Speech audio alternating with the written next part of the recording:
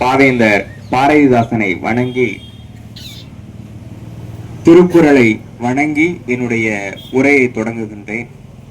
திருநகர் மக்கள் மன்றம் மிகச்சிறப்பாக உலக புத்தக நாளை முன்னிட்டு ஏற்பாடு செய்திருக்கின்ற ஒரு நிகழ்வாக இன்றைய திருக்குறள் உரையரங்க நிகழ்வு கட்டமைக்கப்பட்டிருக்கின்றது. இந்த நிகழ்விற்கு என்னை அழைத்து திருக்குறள் குறித்தான உரையை பேசுவதற்கு வாய்ப்பளித்த உங்கள் அத்தனை பேருக்கும் என்னுடைய பணிவன்பான வணக்கத்தை முதலில் தெரிவித்துக் கொள்கின்றேன். மிக சிறப்பான நிகழ்ச்சியாக தருணமாக நான் இந்த நிகழ்வை கருதுகின்றேன்.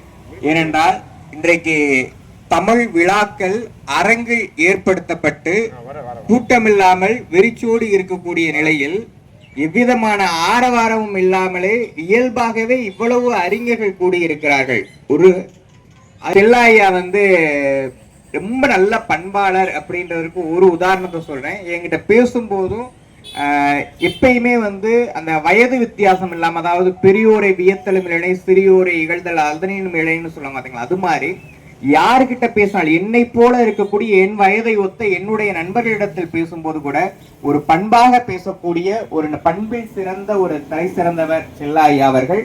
ஐயா அவர்கள் தான் எங்களுக்கு முன்னத்திய பைந்தமிழ் இலக்கிய பேரவை அப்படின்ற ஒரு அமைப்பை நான் வைத்திருக்கேன். 4 ஆண்டுகளை நடத்தி கொண்டு இருக்கின்றோம்.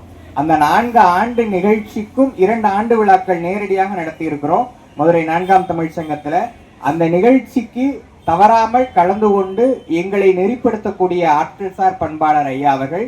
நான் செல்லா ஐயாவை எப்படி வணங்குகிறனோ மதிக்கிறனோ அதே மதிப்பை இங்க இருக்கக்கூடிய அனைவருக்கும் மதிக்கிறேன் என்பதை தெரிவித்து, நம்ம அனைவரின் பெயரை சொன்னால் என்னுடைய நேரம் அதிகமாகுன்றதுக்காண்டி நான் செல்லா ஐயாவுக்கு என்ன மதிப்பு கொடுக்கணும் அந்த மதிப்பு எல்லோருக்கும் உண்டு என்று வழங்கப்பட்ட தலைப்பு திருக்குறள் ஒப்பும் உயர்வும் அப்படின்றது. இதை எப்படி அணுகலாம் அப்படின்னா, திருக்குறளை எதெல்லாம் ஒப்பிடலாம், அந்த ஒப்பிட்ட நூல்களையோ அல்லது ஒப்பிட்ட தலைவர்களை காட்டிலும் திருக்குறள் எவ்வளவு உயர்வானது, அதுதான் என்னுடைய இன்றைய பேச்சினுடைய சாரமாக அமையவிருக்கிறது. கியாபே விஸ்வநாதன் ஐயா எல்லாருக்கும் தெரியும், முத்தமிழ் காவலராக இருந்த பெருமைக்குரியவர். ஐயா அவருக்கு சொல்லும் போது ஒரு கருத்தை முன்வைத்தார். திருவள்ளுவர் அப்படின்ற ஒருத்தர் இல்லைன்னா தமிழர் அப்படின்ற ஒரு இனம் இருந்ததாக உலகத்தாருக்கு தெரிந்திருக்கிறாரு.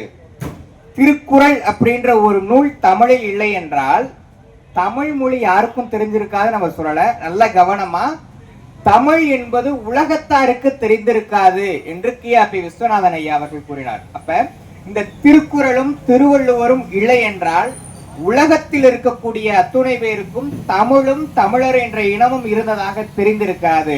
அதனால்தான் திருக்குறளை உலக பொது நெறியாக நாம் போற்றி கொண்டு இருக்கின்றோம். திருக்குறளை எதெல்லாம் ஒப்பிடலாம்? விவிலியத்துக்கு அடுத்தபடியாக பதிப்பிக்கப்பட்ட அல்லது மொழிபெயர்க்கப்பட்ட சிறப்புக்குரிய நூல் திருக்குறள் என்று வரவேற்புரையிலே ஐயா அவர்கள் சொன்னார்கள். அதில் மாற்றிக்கொள்ளக்கூடிய கருத்தே இல்லை. ஆனால் விவிலியம் ஒரு மதம் சார்ந்த நூலாக இருந்து விட்டது. ஆனால் அதை கடந்து எல்லோருக்கும் பொதுவான மறைநூலாக இல்லாமல் நெறி நூலாக விளங்கக்கூடியதுதான் திருக்குறள். அந்த வள்ளுவத்தை உலக மொழிகளில் எந்த மொழி இலக்கியத்தோடு வேண்டுமானாலும் நம்ம ஒப்பிடலாம். அதற்கடுத்து நம்முடைய நாட்டில் நம்முடைய மொழிக்கு ஆதிக்கம் செலுத்தக்கூடிய ஒரு மொழியாக இருக்கக்கூடிய வடமொழியோடு ஒப்பிடலாம். நீதி நூல்களுக்கு நெறியாக நாம் வைத்து வணங்கக்கூடிய ஒவ்வொரு சமயம் சார்ந்த நூல்களாக போற்றப்படக்கூடிய பகவத்கீதை, விவிலியம், குரான் போன்ற சமயம் சார்ந்த நூல்களோடு திருக்குறளை ஒப்பிடலாம். அதற்கடுத்து தத்துவ அறிஞர்களோடு வள்ளுவத்தை ஒப்பிடலாம். இப்படி ஒப்பிட்டு அந்த நூல்களில் அல்லது அந்த அறிஞருடைய கருத்திலிருந்து திருக்குறள் எவ்வளவு மேம்பட்டு நிற்கின்றது என்று கூறுவதுதான் என்னுடைய உரைய சாரம். முதலில் நம்முடைய தத்துவத்தினுடைய அடிப்படையாக அறிந்து கொள்ள வேண்டும் என்றால் சீன தத்துவத்தை கூறுவார்கள். சீன அறிஞர் கன்பூசியஸ் ஒரு கருத்தை வைத்தார். அதாவது உள்ளத்தின் ஊற்று கண்ணாக கொண்டு நாம் வெளிப்படுத்தக்கூடியதுதான் வாய்மை அப்படின்னு. வாய்மைக்கு கன்பூசியஸ் ஒரு விளக்கம் சொல்றாரு. ஆனா அதை திருவள்ளுவர் மிக நுணுக்கமாக சொல்றாரு. புறந்தூய்மை அதாவது நீரால் அமையும், அகந்தூய்மை வாய்மையால் காணப்படும் அப்படின்னு. திருவள்ளுவருடைய ஒரு பாணி என்ன அப்படின்னா, ஒன்றை சொல்லி இன்னொன்றையும் சொல்வது. அந்த அளவுல கன்பூசியஸுடைய தத்துவம் திருவள்ளுவருடைய தத்துவத்தை விட மேலோங்கி இருக்கின்றது ஒண்ணு. அதே மாதிரி நாவடக்கத்தை பத்தி கன்ஃபியூசஸ் என்ன சொல்றாரு அப்படின்னா, நாவடக்கம் மட்டும் இல்ல அப்படின்னா இன்றைக்கு நன்மை வராது. அப்ப நன்மை வராம மனச்சோர்வு அதிகமாகும் அப்படின்னு நாவ் அடக்கம் இல்லாதவர்களை பற்றி கன்ஃபியூஷியஸ் சொல்றார். அதேதான் திருக்குறள்ல யாவர் ஆயினும் நாவாக்கா காவாக்கா சோகப்பர் சொல் இழுக்கப்பட்டு ஒரு சொல் தவறாக சொல்லிட்டோம் அப்படின்னா அதுல மிகுந்த சிரமத்திற்கு உள்ளாக வேண்டும், அந்த சொல் துன்பத்தை தரும் அப்படின்னு நம்முடைய வள்ளுவ பேராசன் சொல்லியிருக்கார். இது கன்ஃபூசியஸனுடையது. அதற்கடுத்து சீனாவிலே ரொம்ப மிக சிறப்பு பெற்ற அறிஞர் அப்படின்னா லாவட்ஸ்கி அப்படின்றவர் சொல்லுவோம். அவருடைய கருத்து எல்லாமே துறவு சார்ந்த கருத்தியலாத்தான் அந்த மொழியில இயற்றப்பட்டதா இருக்கு. அவர் அதிகமாக மொழிபெயர்க்கப்பட்ட நூல் வாழ்க்கை நெறி அப்படின்ற நூலை தமிழ்ல மொழிபெயர்த்திருக்காங்க.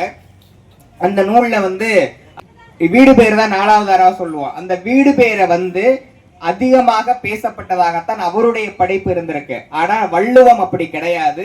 துறவரமும் இருந்தது. ஆனா துறவரத்தை காட்டிலும் இல்வாழ்க்கையினுடைய சிறப்பை மிகச் சிறப்பாக பாடியவர் வள்ளுவர். ஆனா வள்ளுவர் என்றைக்கும் இழைத்திருக்கிறார். ஆனா அவருடைய லாவட்ஸ்கியினுடைய கருத்தை சீன நாட்டு அறிஞர்களே அவர் இருக்கும் போதே என்ன செஞ்சாங்க அப்படின்னா அவருடைய கருத்துக்கள் அறவே வெறுக்கத்தக்க மூட கருத்து அப்படின்னு அன்றைக்கு அவர் கூடவே இருந்த சீன அறிஞர்களே சொன்னாங்க லாவட்ஸ்கியினுடைய கருத்தை. ஆனா வள்ளுவருடைய கருத்து காலம் கடந்தும் எல்லோராலும் மதிக்கக்கூடியதாக இருக்கு. இதனாலதான் ஒப்பு உயர்வற்ற நூல் திருக்குறள் அப்படின்னு நான் சொல்ல வர்றேன். இதே மாதிரி சீற்றத்தை தூண்டக்கூடிய போராமையை விடணும் அப்படின்னு லாவட்ஸ்கி தன்னுடைய கருத்துல வெளியிட்டார். அதே மாதிரிதான் பொறையுடைமை அல்லது அழுக்காறு அப்படின்ற 2 அதிகாரங்களை வள்ளுவ பேராசான் வைத்திருக்கிறார். அதற்கடுத்து வடமொழி அப்படின்னு வரும்போது வடமொழியில பல்வேறு நூல்கள் தோன்றி மறைந்திருக்கின்றன அல்லது சமூகத்திற்கு கூடிய கருத்துக்கள் மாறுபட்ட கருத்துக்களை உருவாக்கி இருக்கின்றன. அதுல நீதி பற்றி சொல்லக்கூடிய 100 ஸ்லோகங்கள் அடங்கிய நீதி சதகம் அப்படின்ற ஒரு நூல். அந்த நூல்ல முற்பிறப்பு பற்றிய செய்திகள் தான் அதிகமா இருக்கு. ஆனா வள்ளுவர் அந்த முற்பிறப்பு பற்றிய கருத்துக்களை மறுக்கிறார். அதுக்கு பாப்ப இழுப்பிறப்பு அப்படின்ற குறள் வருது அப்படின்னு சொல்றாங்க. ஆனா அந்த இழுப்பிறப்புக்கு அப்படின்றதுக்கு உரையாசிரியர்கள் வெவ்வேறு நிலைகளை சொல்லியிருக்காங்க. வள்ளுவர் எதை சொல்றாரு அப்படின்னா பிறர்க்குன்னா முற்பகல் செய்யும் தமக்குன்னா பிற்பகல் தாமே விளையும் அப்படின்ற, அதாவது நீ மற்றவர்களுக்கு என்ன செயல் செய்யறியோ அந்த செயல் தான் உனக்கு வறுமை ஒழிய முற்பிறப்பினால் வருவது கிடையாது அப்படின்ற கருத்தை வள்ளுவர் வைக்கிறார். அதனாலதான் வள்ளுவம் உயர்ந்ததாக போற்றப்படுகிறது. அதே மாதிரி எந்த விதமான இடையூறும் இல்லாம முயற்சிதான் ஒருவனுக்கு அவனுடைய வெற்றிக்கு வழிவகுப்பும் அப்படின்ற குறளும் மற்ற அந்த வடநூல் கருத்தை காட்டிலும் உயர்ந்ததாக திருக்குறளில் பேசப்பட்டு இருக்கிறது. அதற்கடுத்து சமயம் சார்ந்த வடநூலாக பார்க்கக்கூடியது பகவத்கீதை. பகவத்கீதையும் திருக்குறளையும் ஒரு ஒப்பீட்டு பார்வையில் ஏகப்பட்ட அறிஞர்கள் பேசியிருக்கிறார்கள். ஏகப்பட்ட கட்டுரைகள் வந்திருக்கின்றன.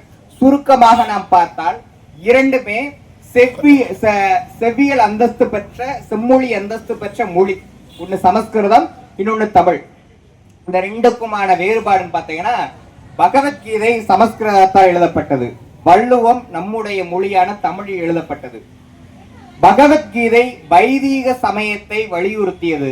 ஆனால் நம்முடைய தமிழ் மொழியில் எழுதப்பட்ட திருக்குறள் சமய சார்பற்ற நூல் என்று கூறலாம். அதுல 18 அத்தியாயம் 700 பாடல்கள் அது ஈரடியால் இயற்றப்பட்டது. அந்த அமைப்பு முறையால் ஒத்ததாக இருந்தாலும் கருத்துக்கள் முரண்பட்டவை அப்படின்றாங்க. அதுல இறைவன் தான் எல்லாமே அப்படின்னு வலியுறுத்தக்கூடியது பகவத்கீதை. ஆனா இறைவனுக்கு அப்பாற்பட்டு மனிதனோடு இணைந்த நூல் தான் நம்முடைய வள்ளுவம். அதுல வர்ணாசிர தர்மம், குல தர்மம் எல்லாமே வலியுறுத்தப்படுது. ஆனால் சமநீதி மட்டும்தான் மனிதனுடைய வாழ்க்கைக்கு உயர்வானது அப்படின்ற ஒரு உயர்வான சிந்தனையை வழங்கக்கூடியதா நம்முடைய திருக்குறள். அதே மாதிரி போரை அதிகமாக ஏற்றுக்கொள்ளக்கூடிய சிந்தனை மிக்கதாக பகவத்கீதை இருக்கு.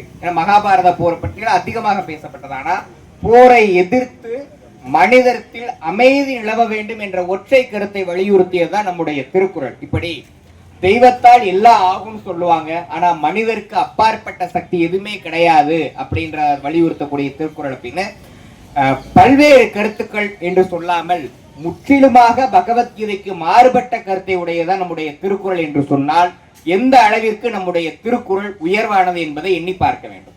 அதற்கடுத்து விவிலியம் அப்படின்றது, விவிலியத்தில் இருக்கக்கூடிய கருத்துக்கள் நம்முடைய திருக்குறளோடு பல கருத்துக்கள் ஒத்து போகின்றன. என்றால் அவருடைய அமைதி, அந்த பண்பு, இரக்கம், இந்த மாதிரியான செய்திகள் அனைத்தும் திருக்குறளோடு ஒத்து போகின்றன. ஆனால் அது ஒரு மதம் சார்ந்த நூலாக ஆகிவிட்டது.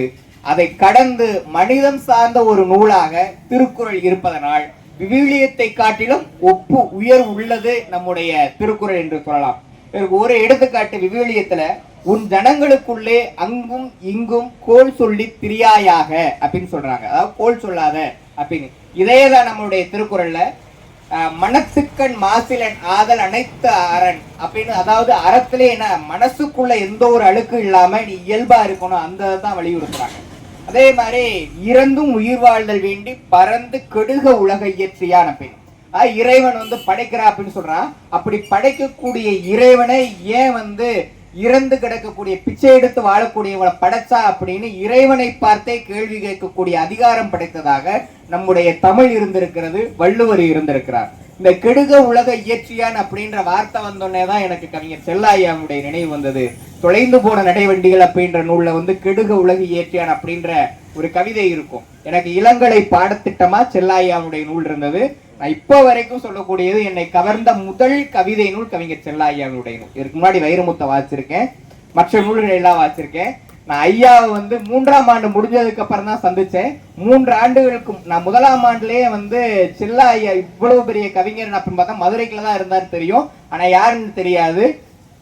ஆனா அந்த கெடுக உலக இயற்றியான அந்த ஒரு கவிதைக்கு 3 ஆண்டுகளுக்கு அப்புறம் நான் 1ஆம் ஆண்டுல இந்த கவிதை இருந்ததுங்கய்யா, இந்த கவிதைக்கு நீங்க என்ன பொருள்ல எழுதுனீங்கன்னு ஐயா இடத்தான் கேட்டுக்கிட்டேன். நீங்க என்ன பண்ணுங்க அப்படின்னா தொலைந்து போன நடைவண்டிகள் அப்படின்ற புத்தகத்தை இன்னைக்கு போய் நீங்க மீண்டும் ஒரு முறை வாசிச்சு பாருங்க. அந்த கவிதை மட்டும் ஒரு மிகுந்த தாக்கத்தை உண்டாக்கும். வள்ளுவர் எந்த துணியை கையில் எடுத்தாரோ அதே துணியை செல்லாய்யா அந்த கவிதையில படிச்சிருப்பாரு. இன்னைக்கு அதே மாதிரிதான் பெண்களை பற்றி பேசாத கவிஞர்கள் இல்லை அப்படின்னு சொல்லுவாங்க, இலக்கியங்கள் இல்லை அப்படின்னு. விவிலியத்திலும் பெண்களை பற்றி பேசப்பட்டிருக்கிறது, வள்ளுவத்திலும் பெண்களை பற்றி பேசப்பட்டிருக்கிறது. ஆனால் விவிலியத்தில் பெண்ணானவள் கணவனுக்கு கட்டுப்பட்டவளாக அல்லது கணவனுக்கு சேவை செய்வவளாக, கருணை மிக்கவளாக, குடும்பத்தை கவனித்துக் கொள்வதாக இருக்க வேண்டும் அப்படின்னு சொன்னாங்க.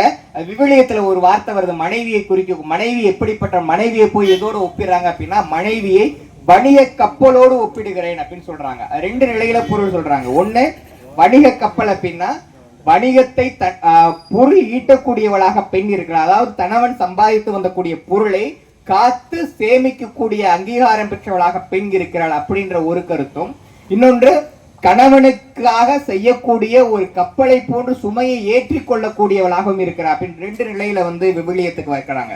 அப்ப பெண்கள் உயர்வாக விவிலியத்தில் போற்றப்பட்டு இருக்கிறார்கள், வள்ளுவத்திலும் போற்றப்பட்டு இருக்கிறார்கள். ஆனால் ஓரிடத்தில் மாறுபடுகிறது. ஏன் கணவனை சார்ந்து மட்டும்தான் இருக்க வேண்டுமா அப்படின்ற ஒரு கேள்வியை வைக்கும் போது பெண் ஆண்களுக்கு சமமாக இருக்கக்கூடிய ஒரு சமூக நீதி கருத்தை விவிலியத்தை காட்டிலும் நம்முடைய வள்ளுவத்தில் உயர்வாக போற்றப்பட்டிருக்கிறது. எனவே மதம் சார்ந்த நூலாக போற்றப்பட்டு அனைத்து மக்களுக்கும் அறநெறி பரப்பக்கூடியதாக விவிலியம் இருந்தாலும் அதிலும் உயர்ந்து நிற்பது நம்முடைய வள்ளுவம் என்ற கருத்தை நாம் ஏற்றுக்கொள்ள வேண்டும். அதற்கடுத்து திருக்குரான். அதாவது குரான்ல கஞ்சத்துக்கும் கர்மத்தன்மத்துக்கும் அதிகமா இருக்கின்றது என்னுடைய ஒரு நண்பர் இஸ்லாமிய சகோதரர் மூலமா தான் தெரிஞ்சுக்கிட்டேன். சொன்னது, கஞ்சத்தனம் மாதிரி உம்முடைய கைகளை தலையில் வைத்து கட்டி கொள்ளாதே, அதற்காக உம்முடைய வாயை முற்றிலும் விரித்து விடாதே. அவனுடைய தலையில அப்படியே கையை வச்சு கெட்டிக்கிற மாதிரி உங்ககிட்ட இருக்கக்கூடிய காசை மற்றவங்களுக்கு கொடுத்து உதவன்னு நினைக்காம கஞ்சத்தனமா இருக்காத. அதே மாதிரி எதுக்கு எடுத்தாலும் பேசுற மாதிரி வாயை திறந்து ஊதாரித்தனமா இருந்துராத.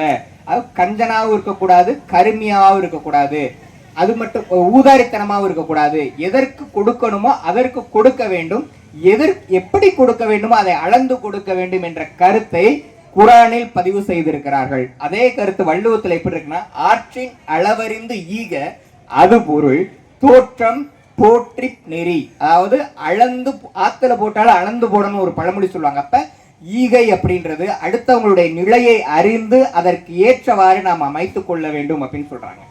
அதுக்கடுத்த தத்துவ அறிஞர்கள்னு பார்த்தா இப்போ வரைக்கும் நம்ம அதிகமா போற்றப்படக்கூடிய பிளாட்டோ, சாக்ரட்டிஸ். அவங்க பிளாட்டோ எது மாதிரியான ஆட்சி அமைய வேண்டும் என்று விரும்பியவர் அப்படின்னா குடியரசு ஆட்சி விரும்ப வேண்டும் அப்படின்னு இருந்தாரு. அவர் மக்கள் ஆட்சி மலர வேண்டும் என்று விரும்பியவர் பிளாட்டோ. அதே நிலையத்தான் வள்ளுவத்துல குடிதழி கோலோச்சும் மாநில மன்னன் அடித்தளி நிற்கும் உலகு.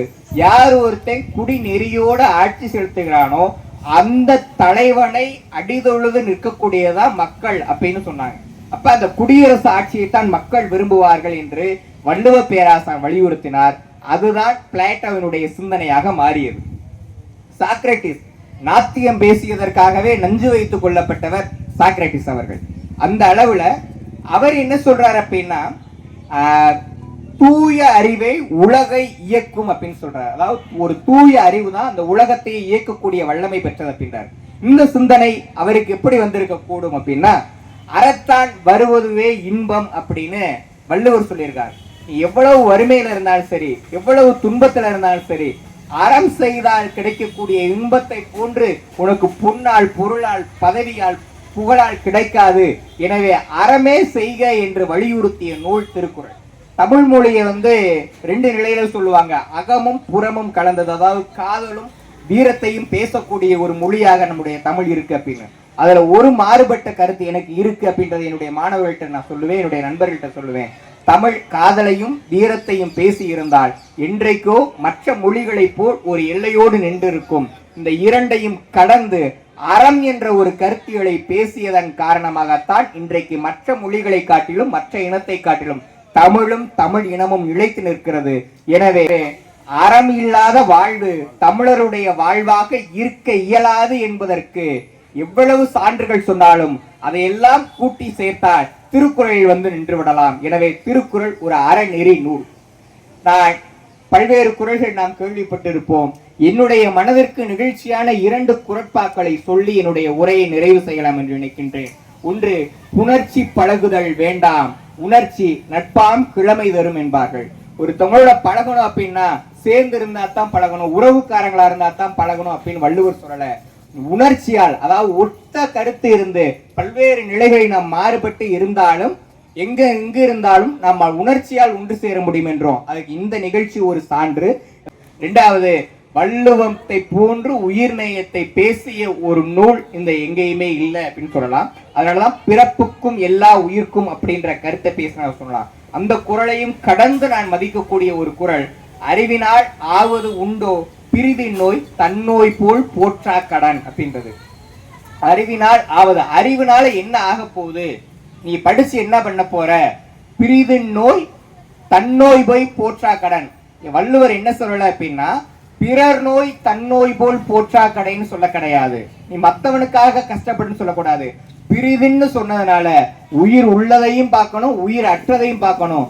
ஒரு தொல்காப்பியர் சொன்னது போல ஓர் அறிவிலிருந்து 6 அறிவு வரைக்கும் இருக்கக்கூடிய அனைத்து உயிர்களிடமும் எவ்வித பாரபட்சமும் இல்லாமல் அந்ததுக்கு ஏற்பட்ட, அதற்கு ஏற்பட்டது, உனக்கு ஏற்பட்டது மாதிரி எந்த மனிதன் கொள்கிறானோ அந்த அறிவு தான் உண்மையான அறிவு, அந்த ஆன்ற அறிவு தான் உனக்கு வேணும் அப்படின்ற ஒரு அறநெறியை வலியுறுத்தியதுதான் வள்ளுவம்.